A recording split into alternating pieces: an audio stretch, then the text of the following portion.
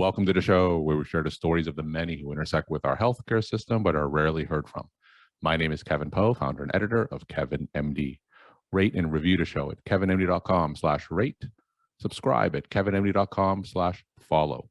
Today in the show, we have Marina Mai. She's a medical student. Her Kevin MD article is titled, "Senators Are Killing Children by Failing to Enact Gun Control Laws." Marina, welcome to the show. Thank you so much. So we'll get into your article in a little bit. First off, briefly share your story and journey to where you are today.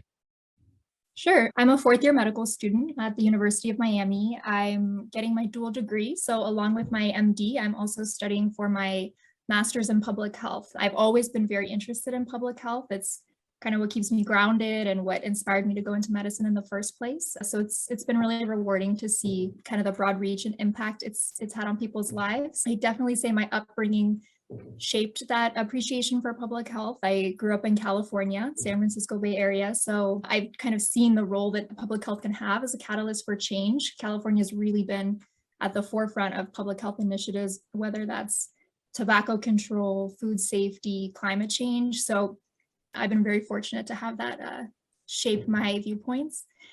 On the other hand, I went to undergrad in Missouri at Washington University. I studied anthropology, ballet, and French there, and it was just a whole different world, public health wise. So I've had the privilege of seeing kind of the perspectives of two political extremes and how that shaped the support and funding for public health.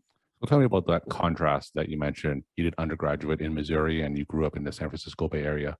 Draw a little bit of that contrast when it comes to public health's role.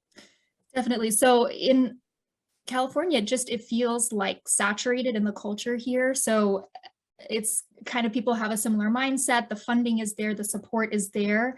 So I think there isn't so much resistance as in Missouri. The public health initiatives that I worked on just had kind of a lot more obstacles to struggle against. So it made it more difficult, but I think it was really, really interesting to see how passionate that made people about public health and for the people that worked in it, and kind of that interface for change was really exciting because you could definitely see the difference, and there was a real need for public health in Missouri. So yeah. So what's an example of one of those obstacles that you talked about when it comes to initiating public health initiatives in Missouri?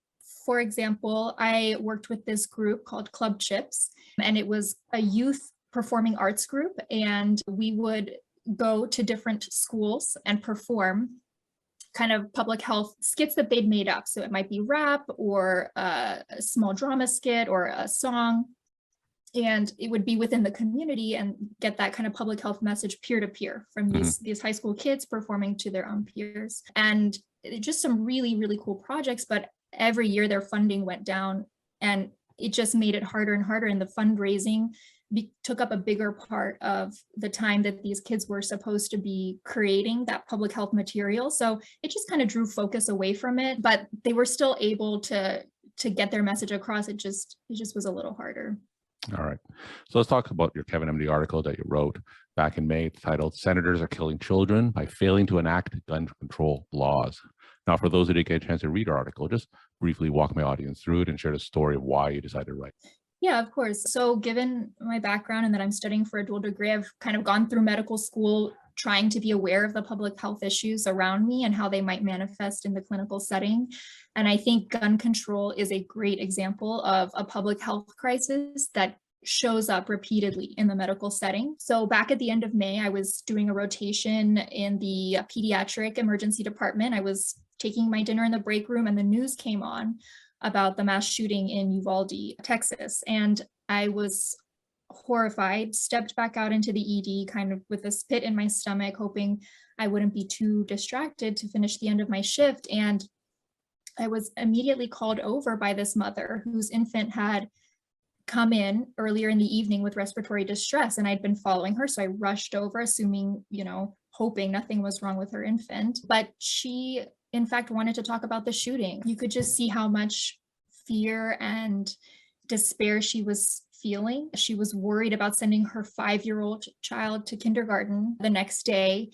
And it was a really, really powerful moment for me. There have been so many shootings in this country, but to see this mother get hit with worrying about the safety of her kid at school when she was already dealing with a child in respiratory distress at the emergency department. It was just so dissonant. So I think it all comes down to the lack of gun control legislation that we've had in this country up until actually this most recent bipartisan bill passed by the Senate at the end of June. But, the American Public Health Association has long established that gun violence is a public health epidemic, a crisis. And just to give a few statistics, it's the leading cause of premature death in the US. Guns kill more than 38,000 people and cause 85,000 injuries each year. And then, of course, there's mass shootings, so defined as 4 or more victims that are shot or killed. And each year that tally has been growing. These past 2 years have been record highs, with 2021 recording 693 mass shootings, according to the Gun Violence Archive. In 2022, there have already been, to date, 300 mass shootings, and at least 27 of those were mass school shootings. So we're sadly on track to break even last year's record. So I think given all of that information, gun control should not be a political issue. It should be a public health one. And in my article, I talk about this filibuster power of the Senate and how that has historically blocked national policy because it's based on the votes of individual states rather than the majority vote. So that means even though there's a majority consensus in favor of measures like background checks and assault weapons bans, the bill proposed, for example, back after Sandy Hook was negated. It was, a lot of that has to do with our strong Second Amendment backed by the NRA and gun lobbyists and senators wanting to get reelected. But I think the big message is that this is a public health crisis and it shouldn't be getting caught up in the politics that's going on. So it goes without saying that guns is one of the most divisive and heavily politicized issue that we have in this country. Now, as a future physician and a healthcare advocate, public policy advocate, how do you talk to someone who doesn't necessarily agree with what you're saying? How do you necessarily persuade and convince someone where your message doesn't necessarily resonate with them?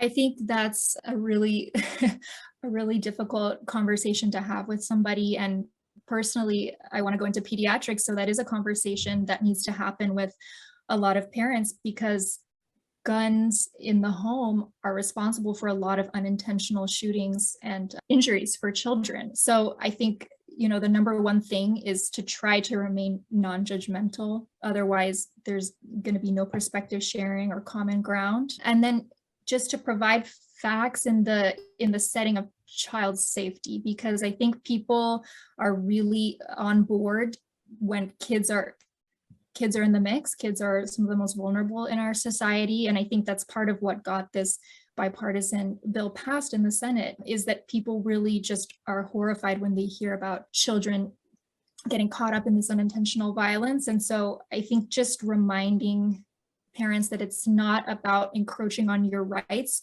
It's just about creating public health safety, the most safe environment. So it doesn't mean you have to get rid of the gun in your home. It just means let's store it locked up. Let's store it away from ammunition. When physicians in the past spoke up regarding culturally divisive issues, they've been told, for instance, to stay in their lane. What do you envision the role of physicians when it comes to speaking out against these culturally divisive issues? I think it's incredibly important and absolutely the role of physicians to speak out on these issues that affect our population. So for pediatricians, anything that's going to affect the health and safety of children needs to be addressed. So 4.6 million children live in a household where a gun is kept unlocked and loaded. Given that gun shooting and unintentional violence is the second leading cause of death among children and adolescents, this is a pediatrician's lane. This is a pediatrician's issue, and it is absolutely their right and their duty to make sure that policies are enacted, that parents are informed and aware of how to best keep children safe. Now, what are some ways where pediatricians and other physicians, for that matter, what are some ways that they can advocate on behalf of their patients and speak out when it comes to political issues? I think you can go all the way from the patient level up to the policy level. So just in those health checkups, asking, do you have a gun kept in the house? I know in Florida that was kind of very controversial about, can physicians even ask that question? Is that stepping on people's toes? And I think that's the first step. You need to ask, is there a public health safety in the home? And then all the way going up to being involved in local politics, whatever that means. I know close by to where I am from, San Jose has just in January passed the first of its kind gun insurance law. And that's something that physicians can support, that kind of like new creative way of tackling public health issues. And the physician voice does hold weight in the community, and it's important to show up and use that voice. We're talking to Marina Mai. She's a medical student. Her Kevin MD article is titled, "Senators Are Killing Children by Failing to Enact Gun Control Laws." Marina, what are some of your take-home messages that you want to leave with the Kevin MD audience? First and foremost, I know I already said it, but just gun control, gun legislation is not political. It's a public health issue. It's a medical issue. You have to look at who these policies are affecting, and they're affecting kids. And that's the most vulnerable in our population, and they deserve our support and protection. And also just, get your voice out there. I'd never written an opinion piece before, but I had a lot of fun writing it. It felt very satisfying to be able to share my perspective. So you don't have to be a political activist, no matter what field you're in or stage in your career. There's always a way to share your perspective and find a way to speak out about what's important to you. Marina, thank you so much for sharing your time and insight. Thanks again for being on the show. Thank you.